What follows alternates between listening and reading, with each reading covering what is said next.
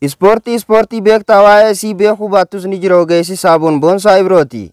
Dhaqii isaa wal bari iddoon leenjii isaas Tullu Qaraaroo irraa kaasii hanga Kontoo Gogeettiitti wallaalaa barsiisuun beekaa onnachiisuun ni qaba dandeettii. Wallaalaa barsiisuun beekaa onnachiisuun ni qaba dandeettii. Kan boonsaa kun ani natti ta'e raajii wallee kennaa waaqaa ta'uu dhabdi jeetii yaadaa ture wallaallee waaqabdii badii jeetii yaadaa ture wallaallee waaqabdii badii.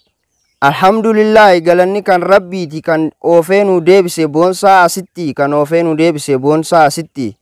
Bu'aa ispoortii yoo laalle sirreessituu qaamaati bohaarsituu qalbiiti madda bashannanaati ijaartuu qaamaati waardiyyaa jiruu fi jireenyaati waa'ee ispoortii himamtee hin dhumtu waa'een isiiti akkaan jabeessaa bu'uura jireenyaati akkaan jabeessaa bu'uura jireenyaati.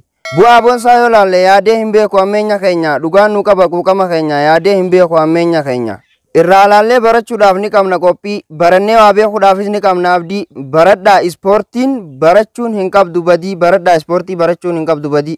Nama barateetu waa hundaaf qaba dandeettii asitti hin dhaabbattu beekumsi namaati baradhaa hundumti namaati ispoortiin ammoo isii jalqabaati. Hoggaa kana laaltan waati zurnem naan jechuun ooltanii maqaan kiyyaas yoo naan jettan my name is Imam Hussein Muhammad Ahmed Waarii Wajjiloo Mayyuu Margaa Culul Sharkamooti.